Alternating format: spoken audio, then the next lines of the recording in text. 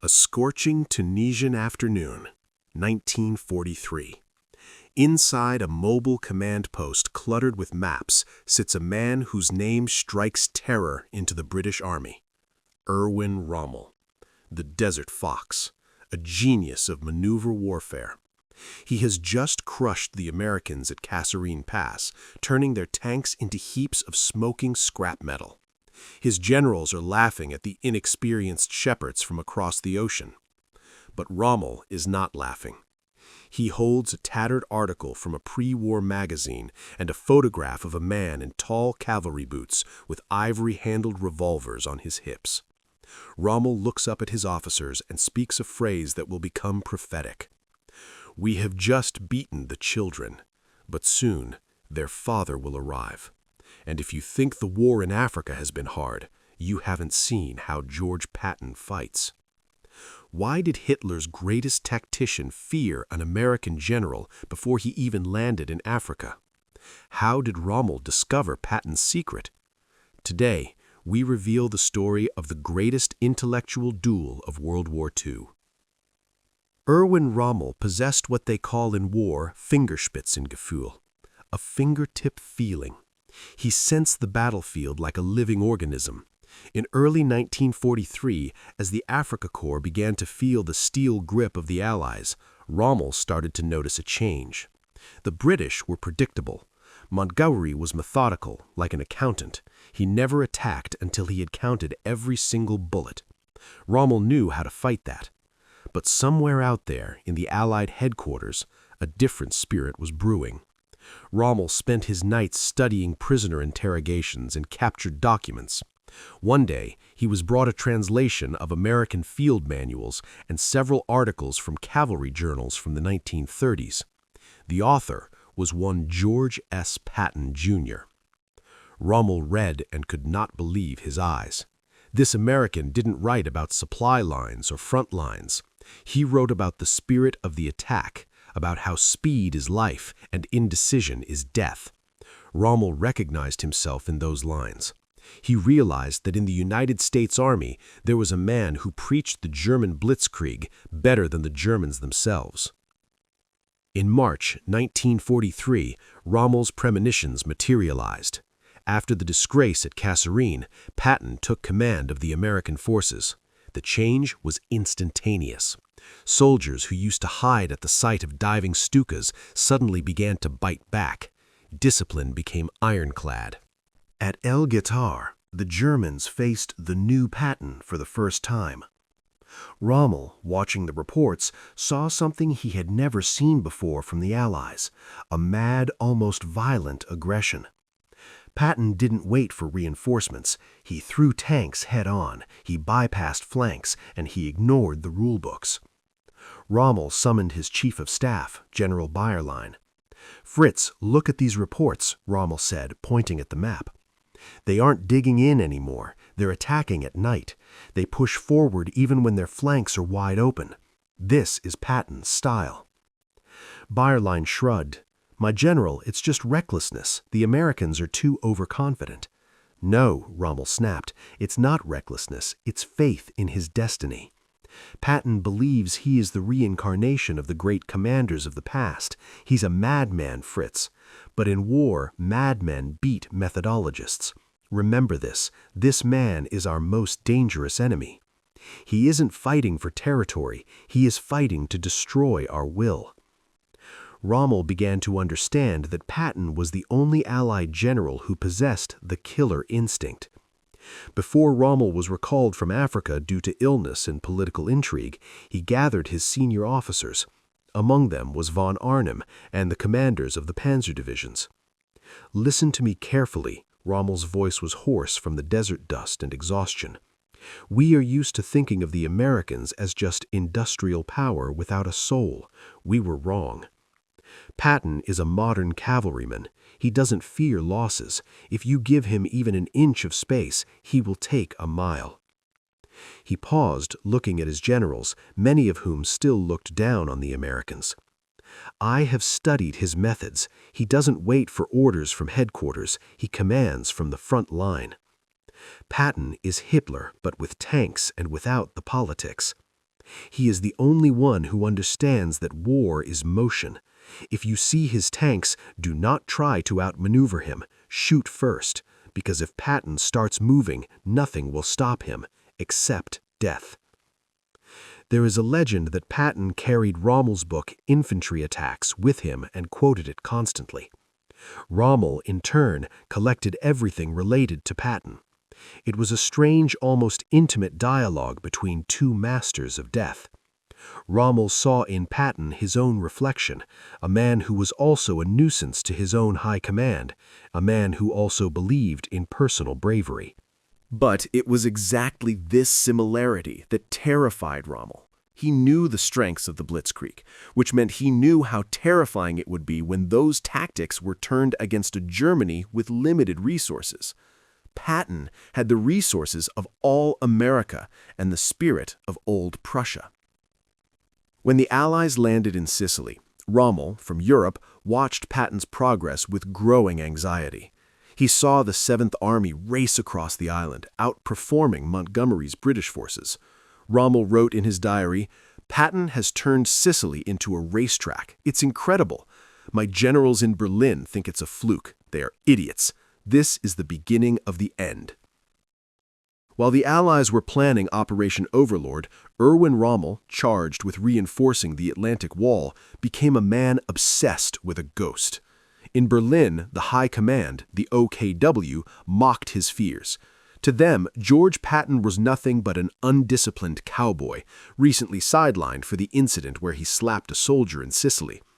The aristocratic German officers believed a man who would strike his own subordinate was beneath contempt. But Rommel saw something else. He saw not weakness, but a terrifying passion.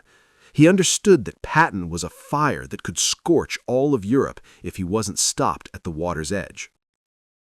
Rommel spent hours studying intelligence on the creation of the first United States Army Group, FUSAG. According to radio intercepts, this massive force under Patton's command was stationed in Dover, directly across from Pas-de-Calais, the shortest route across the English Channel. The German generals debated, was it a bluff or a reality? Rommel, trusting his primal instincts, reached a paradoxical conclusion. He believed the army in Dover might be a fiction, but he was certain of one thing: the Allies would never launch their main offensive without their star player. At Hitler's headquarters, Rommel slammed his fist on the table. "You are looking for tanks, but you should be looking for Patton. Where Patton is, that is where the strike will fall." He warned his generals that Hitler was making a fatal mistake by concentrating reserves in the wrong place. Rommel understood Patton's tactics as if he had written them himself. He knew that if Patton broke through the coastline, no defensive line could hold him back. "This man does not fight a positional war," Rommel told his staff. "He will move at a speed of 100 miles a day until he runs out of gas, or until he reaches Berlin. We must drown him in the sea, or he will drown us in our own blood." When June 6, 1944 arrived, D-Day, Rommel was not at the front. He had gone to Germany for his wife's birthday. But even as reports of the Normandy landings flooded in, the German High Command continued to believe in the shadow of Patton. They waited for him at Pas-de-Calais. They held their best panzer divisions in reserve, fearing that Normandy was just a diversion and the real blow would be struck by Patton. It was the ultimate irony. The very fear of Patton that Rommel had instilled in his colleagues paralyzed the German defense at the most critical moment in history. In July 1944, Rommel's nightmare came to life. Patton's Third Army finally entered the fray. Operation Cobra punched a hole through the German front, and Patton broke out into the open. This was exactly what the Desert Fox had predicted. American tanks didn't stop to regroup. They didn't wait for the infantry. They raced through France, bypassing pockets of resistance and sowing chaos in the rear. Rommel, watching from his headquarters in France, saw the collapse of everything he had tried to build. He saw his soldiers, veterans of the Eastern Front, retreating before the furious onslaught of the old blood and guts.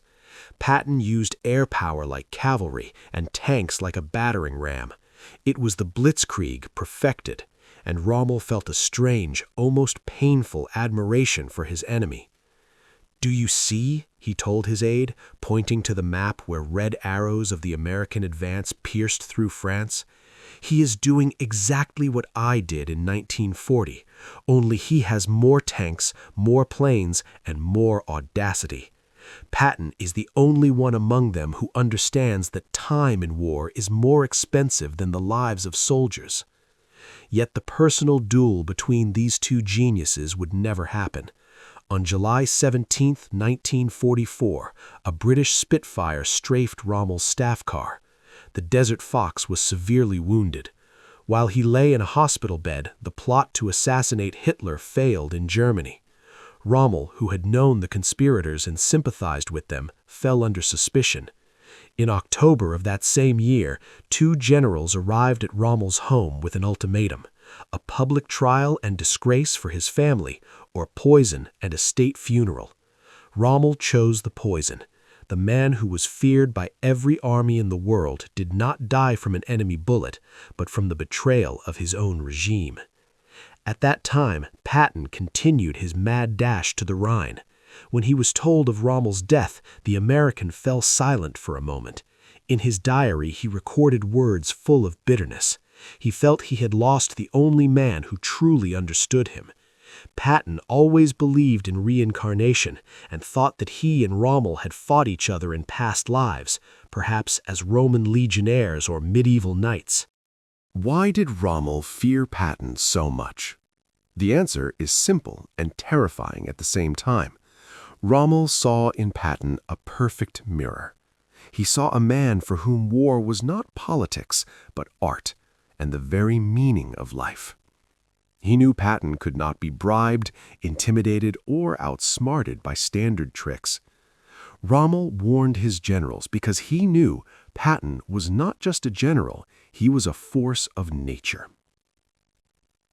Against Montgomery, you could build a defense. Against Patton, you could only die, or win in a fair fight that Germany no longer had the strength to wage. This story is not just about maps and maneuvers. It is the story of two lone wolves who stood on opposite sides of the barricades, yet respected each other more than their own leaders. Rommel predicted Patton's triumph because he saw himself in him, bold, ruthless, and endlessly in love with the speed of the maneuver. Today, when we look at the footage from World War II, we see Patton's tanks racing across the roads of Europe. But few know that behind every maneuver stood the shadow of the Desert Fox, who knew a year in advance, when Patton comes, the rules of the game will change forever. And in this great intellectual duel, perhaps there were no losers, only a tragic finale for two great soldiers who became hostages of their eras. This story teaches us a vital lesson. Your true enemy is not the one you hate, but the one in whom you recognize yourself. Rommel and Patton were brothers in spirit, separated by an ocean, but forever united in history as the two greatest masters of tank warfare. The next time you hear one of their names, remember, their legends are inextricably linked in an eternal dance on the battlefields, where honor was sometimes stronger than the orders of tyrants.